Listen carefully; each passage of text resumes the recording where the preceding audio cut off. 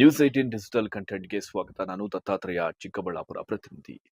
ಕೋಚಿಮುಲ್ ಇಬ್ಬಾಗದ ಬಳಿಕ ಈಗ ಚೀಮುಲ್ ಚುನಾವಣೆ ಮೊದಲ ಬಾರಿಗೆ ಚಿಕ್ಕಬಳ್ಳಾಪುರದಲ್ಲಿ ನಡೆಯುತ್ತಿದ್ದು, ಅಭ್ಯರ್ಥಿಗಳು ಅಧಿಕಾರದ ಪಟ್ಟಿಯನ್ನ ಗಿಟ್ಟಿಸಿಕೊಳ್ಳುವಲು ಸಕಲ ಸಿದ್ಧತೆಯನ್ನ ನಡೆಸಿಕೊಂಡು ಬರ್ತಾ ಇರುವಂತಹದ್ದು. ಇನ್ನು ಚೀಮುಲ್ ಚುನಾವಣೆಗೆ ಈಗಾಗಲೇ ನಾಮಪತ್ರ ಸಲ್ಲಿಕೆಗೆ ತಯಾರಿ ನಡೆಸಲಾಗಿದ್ದು, ಸಾಕಷ್ಟು ಜನ ಅಭ್ಯರ್ಥಿಗಳು ನಾಮಪತ್ರವನ್ನ ಸಲ್ಲಿಕೆ ಮಾಡಿದ್ದಾರೆ. ಅದಕ್ಕೂ ಮುನ್ನ ನ್ಯೂಸ್ 18 ಡಿಜಿಟಲ್ ಆಪ್ನಲ್ಲೂ ಲಭ್ಯವಿದ್ದು, ಯೂಟ್ಯೂಬ್, ಫೇಸ್ಬುಕ್, ಇನ್ಸ್ಟಾಗ್ರಾಂನಲ್ಲೂ ನ್ಯೂಸ್ 18 ಲಭ್ಯವಿದೆ. ಯೂಟ್ಯೂಬ್ ಚಾನೆಲ್ ಅನ್ನ ಸಬ್ಸ್ಕ್ರೈಬ್ ಮಾಡಿ ಪ್ರೋತ್ಸಾಹಿಸಿ. ಸದಾ ನಿಮ್ಮ ಬೆಂಬಲ ನಮ್ಮ ಮೇಲೆ ಇರಲಿ. ಹೌದು, ಕೋಚಿಮುಲ್ ಇಬ್ಬಾಗದ ಬಳಿಕ ಚೀಮುಲ್ ಚುನಾವಣೆ ಮೊದಲ ಬಾರಿ ರಂಗೇರಿರುವಂತಹದ್ದು. ಈ ಹಿನ್ನೆಲೆ ಈಗಾಗಲೇ ನಾಮಪತ್ರ ಸಲ್ಲಿಕೆ ವಿಚಾರಕ್ಕೆ ಸಂಬಂಧಿಸಿದಂತೆ ಸಾಕಷ್ಟು ಜನ ಅಭ್ಯರ್ಥಿಗಳು ನಾಮಪತ್ರವನ್ನ ಸಲ್ಲಿಕೆಯನ್ನ ಮಾಡಿರುವಂತಹದ್ದು. ದಿನಾಂಕ ಜನವರಿ 22, 2026 ಅಂದ್ರೆ ನಾಳೆ ಈ ಚುನಾವಣೆಗೆ ನಾಮಪತ್ರವನ್ನ ಸಲ್ಲಿಸಲು ಕೊನೆಯ ದಿನಾಂಕವಾಗಿರುವುದರಿಂದ ಅಭ್ಯರ್ಥಿಗಳು ತಾಮುಂದು ನಾಮುಂದು ಎಂಬಂತೆ ಎರಡನೇ ದಿನಕ್ಕೆ ಸುಮಾರು 40 ಜನ ಅಭ್ಯರ್ಥಿಗಳು ನಾಮಪತ್ರವನ್ನ ಸಲ್ಲಿಕೆಯನ್ನ ಮಾಡಿದ್ದಾರೆ. ಇನ್ನು ಕೊನೆಯ ದಿನವಾದಂತಹ ಜನವರಿ 22 ಸಹ ಸುಮಾರು ನಾಮಪತ್ರಗಳನ್ನ ಸಲ್ಲಿಸುವ ಸಾಧ್ಯತೆ ಇದ್ದು, ಈ ಹಿನ್ನೆಲೆಯಲ್ಲಿ ಚಿಕ್ಕಬಳ್ಳಾಪುರ ಜಿಲ್ಲೆ ಸಂಬಂಧಿಸಿದಂತ ಈ ಚೀಮುಲ್ ಚುನಾವಣೆ ರಾಜಕೀಯವಾಗಿಯೂ ಸಹ ಬಹಳಷ್ಟು ರಂಗೇರುತ್ತಿದೆ. ಇನ್ನು ರಾಜಕೀಯ ಪಕ್ಷಗಳ ನಾಯಕರು ಸಹ ತಮ್ಮ ಅಭ್ಯರ್ಥಿಗಳ ಗೆಲುವಿಗಾಗಿ ಈಗಾಗಲೇ ಚದುರಂಗದ ರೂಪ ಎಂಬಂತೆ ಬಹಳಷ್ಟು ರೀತಿಯಾದಂತಹ ರಣತಂತ್ರಗಳನ್ನು ಸಹ ರೂಪಿಸಿರುವಂತಹದ್ದು. ನಾಮಪತ್ರವನ್ನ ಹಾಲು ಒಕ್ಕೂಟಕ್ಕೆ, ಚಿಕ್ಕಬಳ್ಳಾಪುರ ಹಾಲು ಒಕ್ಕೂಟದ ಒಂದು ಡೈರಿಗೆ ನಾಮಪತ್ರವನ್ನು ಸಲ್ಲಿಸಿದೀವೋ ಅದೆಲ್ಲ ನುರಿತ ಅನುಭವ ಉಳ್ಳಂಥ ಅಭ್ಯರ್ಥಿಗಳು. ಮೊದಲನೇದಾಗಿ ನಮ್ಮ ಕಾಂತರಾಜ್ ಅವರು ಮಂಚನಹಳ್ಳಿ ಕ್ಷೇತ್ರದಿಂದ ಅಭ್ಯರ್ಥಿಯಾಗಿ ನಾಮಪತ್ರವನ್ನು ಸಲ್ಲಿಸಿದ್ದಾರೆ. ಅದೇ ರೀತಿ ವೆಂಕಟರೆಡ್ಡಿಯವರು ಗೌರಿಬಿದನೂರು ಕ್ಷೇತ್ರದಿಂದ ಹಾಲು ಒಕ್ಕೂಟಕ್ಕೆ ಅಭ್ಯರ್ಥಿಯಾಗಿ ನಾಮಪತ್ರವನ್ನು ಸಲ್ಲಿಸಿದ್ದಾರೆ. ಅದೇ ರೀತಿ ಮಹಿಳಾ ಕ್ಷೇತ್ರದಿಂದ ಶ್ರೀಮತಿ ಸುಧಾ ಅವರು ನಾಮಪತ್ರವನ್ನು ಸಲ್ಲಿಸಿದ್ದಾರೆ. ಎಲ್ಲರೂ ಕೂಡ ಅತ್ಯುತ್ತಮ ಅಭ್ಯರ್ಥಿಗಳು. ಎಲ್ಲವರನ್ನ ಸಮಾಲೋಚನೆ ಮಾಡಿ ನಮ್ಮ ಕ್ಷೇತ್ರದ ಹಾಲು ಉತ್ಪಾದಕರ ಅವರ ಒಂದು ಅಡ್ವೈಸನ್ನು ಕೇಳ್ಕೊಂಡು ಅವರ ಅಭಿಪ್ರಾಯದ ಮೇರೆಗೆ 3 ಅಭ್ಯರ್ಥಿಗಳನ್ನು ನಾವು ಸೆಲೆಕ್ಟ್ ಮಾಡಿ ಇವತ್ತು ನಾಮಪತ್ರ. ಇನ್ನು ಚಿಕ್ಕಬಳ್ಳಾಪುರ ವಿಧಾನಸಭಾ ಕ್ಷೇತ್ರವನ್ನ ಗಮನಿಸಬಹುದಾದರೆ, ಈ ಚಿಕ್ಕಬಳ್ಳಾಪುರ ವಿಧಾನಸಭಾ ಕ್ಷೇತ್ರದಲ್ಲಿ ಬಿಜೆಪಿ, ಕಾಂಗ್ರೆಸ್, ಜೆಡಿಎಸ್ ಏನು ಅಭ್ಯರ್ಥಿಗಳಿದ್ದರು ತಮ್ಮದೇ ಆದಂತಹ ಅಭ್ಯರ್ಥಿಗಳನ್ನ ಈಗಾಗಲೇ ಒಂದು ರೀತಿಯಾದಂತಹ ಸ್ಪಷ್ಟ ನಿಲುವಿನೊಂದಿಗೆ ಅಭ್ಯರ್ಥಿಗಳನ್ನ ಕಣಕ್ಕೆ ಇಳಿಸಿರುವಂತಹದ್ದು. ಒಂದು ನಿಟ್ಟಿನಲ್ಲಿ ಬಿಜೆಪಿ ಹಾಗೂ ಜೆಡಿಎಸ್ ಮೈತ್ರಿ ಅಭ್ಯರ್ಥಿಯಾಗಿ ಈಗಾಗಲೇ ನಾಮಪತ್ರವನ್ನ ಸಲ್ಲಿಕೆ ಮಾಡಿದ್ರೆ, ಮತ್ತೊಂದು ಕಡೆ ಕಾಂಗ್ರೆಸ್ ಕ್ಷೇತ್ರದಿಂದ ಅಂದ್ರೆ ಕಾಂಗ್ರೆಸ್ ಪಕ್ಷದಿಂದ ಈ ಅಭ್ಯರ್ಥಿಗಳು ಯಾರು ಗುರುತಿಸಿಕೊಂಡು ನಾಮಪತ್ರವನ್ನ ಸಲ್ಲಿಕೆ ಮಾಡಿದ್ದಾರೆ, ಒಂದು ಕ್ಷೇತ್ರಕ್ಕೆ 2 ಅಭ್ಯರ್ಥಿಗಳು ನಾಮಪತ್ರವನ್ನ ಸಲ್ಲಿಕೆ ಮಾಡಿದ್ದು, ಇದರಿಂದ ಕಾಂಗ್ರೆಸ್ ಪಕ್ಷದಲ್ಲಿರುವಂತಹ ಮುಖಂಡರಿಗೆ ಎಲ್ಲ ಒಂದು ಕಡೆ ಬಹಳಷ್ಟು ರೀತಿಯ ಗೊಂದಲಮಯ ವಾತಾವರಣ ನಿರ್ಮಾಣವಾಗಿರುವಂತಹದ್ದು. ಒಂದು ಕಡೆ ಚಿಕ್ಕಬಳ್ಳಾಪುರ ವಿಧಾನಸಭಾ ಕ್ಷೇತ್ರದ ಶಾಸಕ ಪ್ರದೀಪ್ ಈಶ್ವರ್ ಅವರಿಗೆ ಒಂದು ರೀತಿ ಇದು ಪ್ರತಿಷ್ಠೆಯ ಚುನಾವಣೆ ಆಗಿದ್ರೆ, ಮತ್ತೊಂದು ಕಡೆ ಚಿಕ್ಕಬಳ್ಳಾಪುರ ಜಿಲ್ಲಾ ಉಸ್ತುವಾರಿ ಸಚಿವರ ಏನು ಒಂದು ಅಭ್ಯರ್ಥಿಯೂ ಸಹ ಚಿಂತಾಮಣಿ ಹಾಗೂ ಚಿಕ್ಕಬಳ್ಳಾಪುರ ಕ್ಷೇತ್ರಗಳಿಗೆ ಸಂಬಂಧಿಸಿದಂತೆ ಅಭ್ಯರ್ಥಿಗಳನ್ನ ಕಣಕ್ಕಿಳಿದಿದ್ರೆ, ಒಂದು ಕಡೆ ಕಾಂಗ್ರೆಸ್ ಪಕ್ಷದಿಂದಲೇ 2 ಅಭ್ಯರ್ಥಿಗಳು ಅಂದ್ರೆ ಒಂದು ಶಾಸಕರ ಬೆಂಬಲಿತ ಅಭ್ಯರ್ಥಿ, ಮತ್ತೊಂದು ಕಡೆ ಉಸ್ತುವಾರಿ ಸಚಿವರಾದಂತಹ MC ಸುಧಾಕರ್ ಅವರ ಅಭ್ಯರ್ಥಿ ಇಬ್ಬರೂ ಸಹ ನಾಮಪತ್ರವನ್ನ ಸಲ್ಲಿಕೆ ಮಾಡಿದ್ದು, ಇದರಿಂದ ಕಾಂಗ್ರೆಸ್ ಪಕ್ಷದಲ್ಲಿ ಬಹಳಷ್ಟು ರೀತಿಯಾದಂತಹ ಗೊಂದಲಮಯ ವಾತಾವರಣ ನಿರ್ಮಾಣವಾಗಿರುವಂತಹದ್ದು. ಏನಿಲ್ಲ, ಕಾಂಗ್ರೆಸ್ ಬಣ ಕಾಂಗ್ರೆಸ್ ಈಗ ಒಂದು ಮನೆ ಅಂದಮೇಲೆ ಅಣ್ಣ ತಮ್ಮದಿರು ಭಾಗ ಇಟ್ಕೊಬೇಕಂದ್ರೆ ನನಗೆ ಅದು ಇದು ಅಂತ ಗೊಂದಲಗಳಿರ್ತದೆ. ಇದು ದೊಡ್ಡ ಪಕ್ಷ, ರಾಷ್ಟ್ರೀಯ ಪಕ್ಷ, ಗೊಂದಲಗಳೇನಿಲ್ಲ. ಅರ್ಜಿಗಳು ಹಾಕಿದ್ದಾರೆ. ನಮ್ಮ ಪಕ್ಷದಲ್ಲೂ ಹಿರಿಯರು ರಮೇಶ್ ಅಣ್ಣ ಕೂಡ ಇವತ್ತು ಅರ್ಜಿ ಹಾಕ್ತಿದ್ದಾರೆ. ಅದರಲ್ಲಿ ಏನು ಗೊಂದಲ ಏನಿಲ್ಲ. ಏನು ನಮ್ಮ ರಮೇಶ್ ಅಣ್ಣವರು ಗ್ಯಾರಂಟಿ ಸಮಿತಿಗಳ ಅಧ್ಯಕ್ಷರಾಗಿದ್ದಾರೆ. ಕಾಂಗ್ರೆಸ್ ಸರ್ಕಾರ ಬಂದ ಮೇಲೆ ಈ ಜಿಲ್ಲೆಯಲ್ಲಿ ಮುಖ್ಯಮಂತ್ರಿಗಳ ಜೊತೆ ಕುಂತ್ಕೋಣ ಅಂತ ಒಂದು ವೇದಿಕೆ ಮಂತ್ರಿಗಳು ಕೊಟ್ಟಿದ್ದಾರೆ. ಮತ್ತು ರಾಜ್ಯ ಒಕ್ಕಲಿಗರ ಸಂಘದ ನಿರ್ದೇಶಕರಾಗಿ 20 ವರ್ಷದಿಂದ ಮುಂದುವರ್ಸ್ಕೊಂಡು ಬರ್ತಿದ್ದಾರೆ. ಮತ್ತು ರಾಜ್ಯ ತಾಲೂಕು ಒಕ್ಕಲಿಗರ ಸಂಘದ ನಿರ್ದೇಶಕರಾಗಿ 4 ಬಾರಿ ಮುಂದುವರೆದಿದ್ರು. ಹಾಗಾಗಿ ಅವ್ರು ನಮ್ಮಲ್ಲಿ ಏನು ಗೊಂದಲಗಳಿಲ್ಲ. ಮತ್ತೊಂದು ಕಡೆ ಚಿಂತಾಮಣಿ ವಿಧಾನಸಭಾ ಕ್ಷೇತ್ರದಿಂದಲೂ ಸಹ ರಾಜಕೀಯ ಪಕ್ಷಗಳ ನಾಯಕರು ತಮ್ಮದೇ ಆದಂತಹ ಅಭ್ಯರ್ಥಿಗಳನ್ನ ಈಗಾಗಲೇ ಗುರುತಿಸಿದ್ದು, ಈ ಚೀಮುಲ್ ಚುನಾವಣೆಯಲ್ಲಿ ತಮ್ಮ ಅಭ್ಯರ್ಥಿಗಳನ್ನ ಗೆಲ್ಲಿಸಿಕೊಳ್ಳುವ ಸಲುವಾಗಿ ಬಹಳಷ್ಟು ರೀತಿಯಾದಂತಹ ತಂತ್ರಗಾರಿಕೆಯನ್ನು ಸಹ ರೂಪಿಸಿರುವಂತಹದ್ದು. ಮತ್ತೊಂದು ಕಡೆ ಶಿಡ್ಲಘಟ್ಟ ವಿಧಾನಸಭಾ ಕ್ಷೇತ್ರದಲ್ಲಿ ಈಗ ರಾಜ್ಯದೆಲ್ಲೆಡೆ ಗಮನ ಸೆಲ್ಲಿರುವಂತಹ ಈ ರಾಜೀವ್ ಗೌಡ ಪ್ರಕರಣ ಏನಿದೆಯೋ ಇದರಿಂದ ಕಾಂಗ್ರೆಸ್ ಪಕ್ಷದ ನಾಯಕರಿಗೆ ಒಂದು ಕಡೆ ಮುಜುಗರ ಆದ್ರೂ ಸಹ ಈ ಚಿಮುಲ್ ಚುನಾವಣೆಯಲ್ಲಿ ತಮ್ಮ ಇರುವಂತಹ ಅಭ್ಯರ್ಥಿಗಳನ್ನ ಕಾಂಗ್ರೆಸ್ ಪಕ್ಷದ ಮುಖಂಡರು ಗೆಲ್ಲಿಸಿಕೊಳ್ಳುವ ಸಲುವಾಗಿ ಬಹಳಷ್ಟು ರೀತಿಯಾದಂತಹ ಶ್ರಮ ವಹಿಸುತ್ತಿದ್ದಾರೆ. ತಮ್ಮದೇ ಆದಂತಹ ರೀತಿಯಲ್ಲಿ ಕಾಂಗ್ರೆಸ್ ಪಕ್ಷದ ಮುಖಂಡರು ತಮ್ಮ ಅಭ್ಯರ್ಥಿಗಳ ಪರವಾಗಿ ಪ್ರಚಾರವನ್ನ ಈಗಾಗಲೇ ಶುರು ಮಾಡಿದರೆ, ಮತ್ತೊಂದು ಕಡೆ ಜೆಡಿಎಸ್ ಪಕ್ಷದ ಏನು ಒಂದು ಅಭ್ಯರ್ಥಿಯ ಗೆಲುವಿಗಾಗಿ ಕ್ಷೇತ್ರದ ಜೆಡಿಎಸ್ ಶಾಸಕ ಮೇಲೂರು ರವಿಕುಮಾರ್ ರವರು ಸಹ ತಮ್ಮದೇ ಆದಂತಹ ಶೈಲಿಯಲ್ಲಿ ಈಗಾಗಲೇ ಅಭ್ಯರ್ಥಿಗಳ ಜೊತೆ ಬಂದು ನಾಮಪತ್ರವನ್ನ ಸಲ್ಲಿಕೆ ಮಾಡಿ ಅಭ್ಯರ್ಥಿಗಳ ಗೆಲುವಿಗೆ ಶ್ರಮಿಸುವುದಾಗಿ, ಜೊತೆಗೆ ಗೆಲುವು ನಮ್ಮದೇ ಅಂತ ಒಂದು ಭರವಸೆಯನ್ನು ಸಹ ಕೊಟ್ಟಿರುವಂತಹದ್ದು. ನಮ್ಮ ಕ್ಷೇತ್ರಕ್ಕೆ ಸಂಬಂಧಪಟ್ಟಂತೆ ಇವತ್ತು ಮಹಿಳಾ ಅಭ್ಯರ್ಥಿಯಾದಂಥ ರೂಪಾ ವೆಂಕಟರೆಡ್ಡಿ ಅವರು ಸಹ ಇವತ್ತು ನಾಮಪತ್ರವನ್ನು ಸಲ್ಲಿಸಿದ್ದಾರೆ.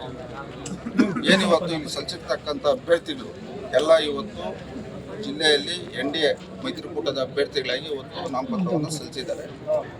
ಮುಂದೆ ಈ ಒಂದು ಚುನಾವಣೆ ದಿನಾಂಕ 1/2/2026 ನಡೆಯಲಿದ್ದು, ಇವತ್ತು ಈ ಜಿಲ್ಲೆಯಲ್ಲಿ ಏನಿರ್ತಕ್ಕಂಥ ಹಾಲು ಉತ್ಪಾದಕ ಸಹಕಾರ ಸಂಘದ ಅಧ್ಯಕ್ಷರು ಮತ್ತು ಇರ್ತಕ್ಕಂಥ ಡೆಲಿಗೇಟ್ಗಳು ನಮ್ಮ ಅಭ್ಯರ್ಥಿಗಳಿಗೆ ಆಶೀರ್ವಾದ ಮಾಡಿ ಈ ಒಂದು ಚುನಾವಣೆಯಲ್ಲಿ ಅವ್ರನ್ನ ಜಯಶೀಲರನ್ನಾಗಿ ಮಾಡಬೇಕಂತೇಳಿ ತಮ್ಮ ಮಾಧ್ಯಮಗಳ ಮುಖೇನ ಎಲ್ರಿಗೂ ನಾನು ಮನವಿಯನ್ನು ಮಾಡ್ತೀನಿ. ಅದರಂತೆ ಗೌರಿಬಿದನೂರು ವಿಧಾನಸಭಾ ಕ್ಷೇತ್ರದಿಂದಲೂ ಸಹ ಈಗಾಗಲೇ ಚುನಾವಣೆಗೆ ಸ್ಪರ್ಧಿಸುವಂತಹ ಅಭ್ಯರ್ಥಿಗಳು ಅಲ್ಲಿ KHP ಬಣ ಅಂದ್ರೆ ಹೀಗಿರುವಂತಹ ಶಾಸಕರಾದಂತಹ KH ಪುಟ್ಟಸ್ವಾಮಿ ಅವರ ಬಣದಿಂದ ಅಭ್ಯರ್ಥಿಗಳು ನಾಮಪತ್ರವನ್ನ ಸಲ್ಲಿಕೆ ಮಾಡಿದ್ರೆ, ಮತ್ತೊಂದು ಕಡೆ ಕಾಂಗ್ರೆಸ್ ಪಕ್ಷದ ಮಾಜಿ ಶಾಸಕ ಮಾಜಿ ಸಚಿವರಾದಂತಹ NH ಶಿವಶಂಕರ್ ರೆಡ್ಡಿ ಅವರ ಬೆಂಬಲಿತ ಅಭ್ಯರ್ಥಿಗಳು ಸಹ ಈಗ ನಾಮಪತ್ರವನ್ನ ಸಲ್ಲಿಕೆ ಮಾಡಿದ್ದು, ನಾಳೆಯೂ ಸಹ ಮತ್ತಿತರ ಅಭ್ಯರ್ಥಿಗಳು ನಾಮಪತ್ರವನ್ನ ಸಲ್ಲಿಕೆ ಮಾಡಿದ್ರೆ ಇದು ಸಹ ಒಂದು ರೀತಿಯಾದಂತಹ ರಾಜಕೀಯ ಗುದ್ದಾಟಗಳಿಗೆ ಕಾರಣವಾಗಿತ್ತು. ಸ್ಥಳೀಯವಾಗಿ ಈ ಚಿಮುಲ್ ಚುನಾವಣೆಯಲ್ಲಿ ತಮ್ಮ ಅಭ್ಯರ್ಥಿಗಳ ಗೆಲುವಿಗಾಗಿ ಪಣವನ್ನ ತೊಟ್ಟು ಈಗಾಗಲೇ ಘಂಟಾಘೋಷವಾಗಿ ಸಾರ್ವಜನಿಕವಾಗಿ ಇಬ್ಬರು ನಾಯಕರು ಸಮ ತಮ್ಮ ಅಭ್ಯರ್ಥಿಗಳನ್ನ ಗೆಲ್ಲಿಸಿಕೊಳ್ಳುವ ಸಲುವಾಗಿ ಬಹಳಷ್ಟು ರೀತಿಯಾದಂತಹ ಕಸರತ್ತನ್ನ ಮಾಡ್ತಾ ಇರುವಂತಹದ್ದು. ಸರ್, ಇದು ನೋಡಿ, ಇದು ಸಹಕಾರ ಕ್ಷೇತ್ರದ ಚುನಾವಣೆ. ನಮ್ಮಲ್ಲಿ ನುರ್ತಿರಂತವ್ರು ಶ್ರೀನಿವಾಸ ರಾಮಯ್ಯ ಅಂತೇಳಿ ಒಬ್ಬ ಮಾಜಿ ನಿರ್ದೇಶಕರು, KMF ನಿರ್ದೇಶಕರಾಗಿ ಕೆಲಸ ಮಾಡಿರೋಂಥ ಅನುಭವ ಇರೋಂಥವ್ರು. ಅದ್ರ ಜೊತೆಗೆ ವಿ ಮುನಿಯಪ್ಪನವರ ಅವ್ರದ್ದೇ ಆದಂಥ ಒಂದು ಕಾರ್ಯಪ್ರವೃತ್ತಿ, ಇಲ್ಲಿ ಒಗ್ಗೂಡಿಸೋದಕ್ಕೆ ಸಂಘಟನೆ ಮಾಡೋದಕ್ಕೆ ಶಕ್ತಿ ನಮಗಿದೆ. ಜೊತೆಗೆ ನಾವುಗಳೆಲ್ಲ ಸಹ ಸಕ್ರಿಯವಾಗಿ ಜನಗಳ ಜೊತೆ ಇರೋವಂಥದ್ರಿಂದ ಏನಿದು ಮುಜುಗರ ಸೃಷ್ಟಿಯಾಗಿದೆ ನಮಗೆ ಅದರಿಂದ ಆಚೆ ಬರೋದಕ್ಕೆ ದೊಡ್ಡ ಸಮಸ್ಯೆ ಆಗೋದಿಲ್ಲ. ಹಾಗಾಗಿ ಜನ ಸಹಕಾರ ಕೊಡ್ತಾ ಇದ್ದಾರೆ. ಹಾಲಿನ ಡೈರಿ ಅಧ್ಯಕ್ಷರು ನಿರ್ದೇಶಕರು ಎಲ್ಲ ನಿಮ್ಮ ಜೊತೆ ಇರ್ತೀವಿ ಅಂತೇಳಿ ಧೈರ್ಯ ತುಂಬ್ತಾ ಇದ್ದಾರೆ. ಆ ನಿಟ್ಟಿನಲ್ಲಿ ನಮಗೆ ಅದೇನು ಸಮಸ್ಯೆ ಆಗೋದಿಲ್ಲ. ರಾಜೀವ್ ಗೌಡರ ಒಂದು ಘಟನೆ ಏನು ನಡೆದಿದೆ ಅದರಿಂದ ಏನು ಸಮಸ್ಯೆ ಆಗೋದಿಲ್ಲ ಅನ್ಸುತ್ತೆ. ಅದರಂತೆ ಬಾಗೇಪಲ್ಲಿ ವಿಧಾನಸಭಾ ಕ್ಷೇತ್ರ ಹಾಗೂ ಗುಡಿಬಂಡೆ ಪಟ್ಟಣಕ್ಕೆ ಸೇರಿದಂತೆ ಈಗಾಗಲೇ ಕಾಂಗ್ರೆಸ್ ಶಾಸಕರು ಏನಿದ್ದಾರೋ ಸ್ಥಳೀಯವಾಗಿ ಶಾಸಕರು ಸುಬ್ಬಾರೆಡ್ಡಿ ಹಾಗೂ ಬಿಜೆಪಿ ಈ ಮುಖಂಡರಾದಂತಹ ಸಿ ಮುನ್ರಾಜು ಅವರ ಬೆಂಬಲಿತ ಅಭ್ಯರ್ಥಿಗಳು ಸಹ ಈಗಾಗಲೇ ಬಹಳಷ್ಟು ರೀತಿಯಾದಂತಹ ಸಿದ್ಧತೆಗಳನ್ನ ನಡೆಸಿಕೊಂಡು ಬಂದು ಈಗಾಗಲೇ ತಮ್ಮದೇ ಆದಂತಹ NDA ಅಭ್ಯರ್ಥಿಗಳನ್ನ ಒಟ್ಟುಗೂಡಿಸಿಕೊಂಡು ನಾಮಪತ್ರವನ್ನ ಸಲ್ಲಿಕೆ ಮಾಡಿರುವಂತಹದ್ದು. ಒಟ್ಟಾರೆ ಈ ನಾಮಪತ್ರ ಸಲ್ಲಿಕೆಗೆ ಈಗಾಗಲೇ 2ನೇ ದಿನ ಕಳೆದಿರುವಂತಹದ್ದು. ಒಟ್ಟು 40ಕ್ಕೂ ಅಧಿಕ ಅಭ್ಯರ್ಥಿಗಳು ನಾಮಪತ್ರವನ್ನ ಸಲ್ಲಿಕೆ ಮಾಡಿದ್ರೆ, ನಾಳೆಯೂ ಸಹ ಮತ್ತಷ್ಟು ಅಭ್ಯರ್ಥಿಗಳು ನಾಮಪತ್ರವನ್ನ ಸಲ್ಲಿಕೆ ಮಾಡಲಿರುವಂತದ್ದು. ಒಟ್ಟಾರೆ ಈ ಚಿಮುಲ್ ಚುನಾವಣೆ ಈಗ ಬಹಳಷ್ಟು ರೀತಿಯಾದಂತಹ ರಾಜಕೀಯವಾಗಿ ಬಹಳಷ್ಟು ರಂಗೇರುತ್ತಿದ್ದು, ತಮ್ಮ ಅಭ್ಯರ್ಥಿಗಳ ಗೆಲುವಿಗಾಗಿ ಬಹಳಷ್ಟು ರೀತಿಯಾದಂತಹ ಶ್ರಮವನ್ನ ವಹಿಸ್ತಾ ಇರುವಂತಹದ್ದು. ಇನ್ನು ಈ ನಾಮಪತ್ರಗಳನ್ನ ಪರಿಶೀಲನೆ ಮಾಡುವುದಕ್ಕೆ ದಿನಾಂಕ ಜನವರಿ 23ರಂದು ಒಂದು ಚುನಾವಣೆ ಅಧಿಕಾರಿಗಳು ಬಹಳಷ್ಟು ಪರಿಶೀಲನೆಯನ್ನ ನಡೆಸುತ್ತಾರೆ. ನಂತರ ಅಂತಿಮ ಪಟ್ಟಿಯನ್ನು ಸಹ ದಿನಾಂಕ ಜನವರಿ 23ರಂದು ಅಂತಿಮವಾಗಿ ಸಿದ್ಧಗೊಳ್ಳುತ್ತೆ. ಜೊತೆಗೆ ನಾಮಪತ್ರಗಳನ್ನ ಹಿಂಪಡೆಯುವವರು ಸಹ ಪಡೆಯಬಹುದು. ಕೊನೆಯದಾಗಿ ಜನವರಿ 24ರಂದು ಯಾರು ಅಭ್ಯರ್ಥಿಗಳ ಅಂತಿಮ ಫೈನಲ್ ಪಟ್ಟಿ ಯಾವುದು ಅಂತ ಒಂದು ಅಂತಿಮವಾಗಿ ತಿಳಿದು ಬಂದಿದ್ರೆ, ಮತ್ತೊಂದು ಕಡೆ ಅಭ್ಯರ್ಥಿಗಳಿಗೆ ಚುನಾವಣಾಧಿಕಾರಿಗಳಿಂದ ಚಿಹ್ನೆಯೂ ಸಹ ಇದೇ ಒಂದು ದಿನ ಚುನಾವಣಾಧಿಕಾರಿಗಳಿಂದ ಚಿಹ್ನೆಯೂ ಸಹ ಸಿಗಲಿದೆ. ನಂತರ ಫೆಬ್ರವರಿ 1ರಂದು ಚಿಕ್ಕಬಳ್ಳಾಪುರದ ಜೂನಿಯರ್ ಕಾಲೇಜು ಮೈದಾನದಲ್ಲಿ ಒಂದು ಚುನಾವಣೆಗೆ ಸಂಬಂಧಿಸಿದಂತೆ ಬಹಳಷ್ಟು ರೀತಿಯಾದಂತಹ ಸಿದ್ಧತೆಗಳನ್ನ ನಡೆಸಿಕೊಂಡಿದ್ದು, ಒಟ್ಟು ಚಿಕ್ಕಬಳ್ಳಾಪುರ ಜಿಲ್ಲೆಯಾದ್ಯಂತ ಇರುವಂತಹ ಎಲ್ಲಾ ಕ್ಷೇತ್ರಗಳಿಂದಲೂ ಸಹ ಅಭ್ಯರ್ಥಿಗಳಿಗೆ ಏನು ಒಂದು ಮತದಾನ ಪ್ರಕ್ರಿಯೆ ಇದೆಯೋ ಎಲ್ಲರೂ ಸಹ ಇದೇ ಒಂದು ಸ್ಥಳಕ್ಕೆ ಬಂದು ಮತದಾನದ ಪ್ರಕ್ರಿಯೆಯನ್ನ ಹಾಗೂ ಮತದಾನವನ್ನ ಮಾಡಲಿದ್ದಾರೆ. ಒಂದು ಪಕ್ಷ ಅಂದಮೇಲೆ ಅವರವ್ರ ಪಕ್ಷ ಅವರವರ ಹಿಡಿತಕ್ಕೆ ತಗೋಬೇಕು ಅಂತ ಅದು ಸ್ವಾಭಾವಿಕ. ಅದರಲ್ಲಿ ಯಾರು ಕೂಡ ನಾವು ಇಲ್ಲ ಅಂತ ಹೇಳೋಕ್ಕಾಗೋದಿಲ್ಲ. ಅವರು ನಮ್ಮ ಪಕ್ಷದ ಥರನೇ ಅವರು ಕೂಡ ಹಿಡಿತ ತಗೋಬೇಕು ಅಂತ ಅವ್ರಿಗೂ, ಯಾಕೆಂದರೆ ಅವರು ಕೂಡ ಸಂಸದರಿದ್ದಾರೆ, ಹಿಂದೆ ಅವರು ಕೂಡ ಅನುಭವ ಇದೆ. ಅವರು ಕೂಡ ಈ ಜಿಲ್ಲೆಯಲ್ಲಿ ನಾವು ತಗೋಬೇಕು ಅಂತ ಅವ್ರಿಗೊಂದು ಛಲ ಇರುತ್ತೆ, ತೊಂದರೆ ಏನಿಲ್ಲ, ತಪ್ಪೇನೆ. ನಾವು ಕೂಡ ಅದೇ ರೀತಿ ಯಾವ ರೀತಿ ನಾವು ಚುನಾವಣೆ ರಂಗದಲ್ಲಿ ಯಾವ ರೀತಿ ತಾಲೀಮು ಮಾಡ್ತೀವೋ ಅದು ನಿಮಗೂ ಗೊತ್ತು. ಮತ್ತು ರಿಸಲ್ಟ್ ದಿವಸ ಅವತ್ತು ಗೊತ್ತಾಗ್ತದೆ ಯಾವ ಪಕ್ಷ ಹಿಡಿತಕ್ಕೆ ಬರ್ತಾ ಇದೆ ಅಂತ, ಆವತ್ತು ಅದಕ್ಕೆ ಪ್ರತಿಕ್ರಿಯೆ ಕೊಡೋಣ. ಅದೇ ದಿನ ಫಲಿತಾಂಶವೂ ಸಹ ಹೊರಬರಲಿದ್ದು ಯಾರು ನೂತನ ಈ ಚೀಮೂಲ್ಗೆ ಅಧ್ಯಕ್ಷರಾಗುತ್ತಾರೆ, ಉಪಾಧ್ಯಕ್ಷರಾಗುತ್ತಾರೆ, ನಾಮನಿರ್ದೇಶನ ಸ್ಥಾನಗಳಿಗೆ ಸ್ಪರ್ಧಿಸ್ತಾರೆ ಎಂಬುದು ಬಹಳಷ್ಟು ರೀತಿಯಾದಂತಹ ಕುತೂಹಲ ಇರುವಂತಹದ್ದು.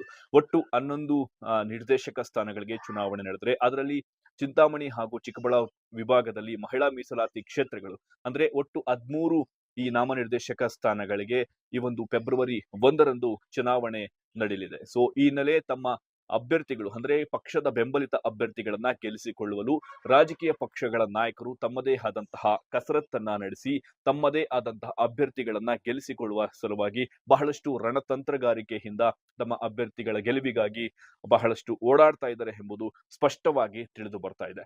ಜೊತೆಗೆ ಈ ಅಭ್ಯರ್ಥಿಗಳಿಂದ ಮತದಾರರು ಯಾರಿದ್ದಾರೋ ಅವರಿಗೆ ಬಹಳಷ್ಟು ರೀತಿಯಾದಂತಹ ಆಮಿಷಗಳು ಸಹ ನಿರೀಕ್ಷೆ ಇರುವುದರಿಂದ ಒಂದು ಕಡೆ ಚುನಾವಣಾಧಿಕಾರಿಗಳು ಕಟ್ಟುನಿಟ್ಟಿನ ಕಣ್ಣು ಎಂಬಂತೆ ಬಹಳಷ್ಟು ಕಟ್ಟೆಚ್ಚರದಿಂದ ಈ ಒಂದು ಚುನಾವಣೆ ನಡೆಸಲು ನಿರ್ಧಾರವನ್ನು ಸಹ ಮಾಡಿರುವಂತದ್ದು. ಈ ಚುನಾವಣೆಯನ್ನ ನೋಡಬಹುದಾದ್ರೆ ಒಟ್ಟಾರೆ ಈ ಚುನಾವಣೆಯಲ್ಲಿ ಯಾರು ಅಂತಿಮವಾಗಿ ವಿಜಯವನ್ನ ಪಡಿತಾರೆ, ಮೊದಲ ಬಾರಿಗೆ ಯಾರು ಅಧ್ಯಕ್ಷರ ಪಟ್ಟವನ್ನ ಗಿಟ್ಟಿಸ್ಕೊಂತಾರೆ, ನಮ್ಮ ನಿರ್ದೇಶಕರ ಸ್ಥಾನಗಳಿಗೆ ಯಾರು ಆಯ್ಕೆ ಮಾಡ್ತಾರೆ ಎಂಬುದನ್ನು ಮಾತ್ರ ಚುನಾವಣೆ ಫಲಿತಾಂಶದವರೆಗೂ ಮಾತ್ರ ಕಾಯಬೇಕಾಗಿರುವಂತಹದ್ದು. ಇದೇ ಇವತ್ತಿನ ನ್ಯೂಸ್ 18 ಡಿಜಿಟಲ್ ಕಂಟೆಂಟ್ ನ ವಿಶೇಷ. ನಾನು ದತ್ತಾತ್ರೇಯ, ಚಿಕ್ಕಬಳ್ಳಾಪುರ ಪ್ರತಿನಿಧಿ. ನಿರ್ಭೀತ, ನಿಷ್ಪಕ್ಷಪಾತ, ವಿಶ್ವಾಸಾರ್ಹ ಸುದ್ದಿಗಳಿಗೆ ಮತ್ತೊಂದು ಹೆಸರಾಗಿರೋ ನ್ಯೂಸ್ 18 ಕನ್ನಡ ಈಗ ಆಪ್ನಲ್ಲೂ ಲಭ್ಯ ಇದೆ.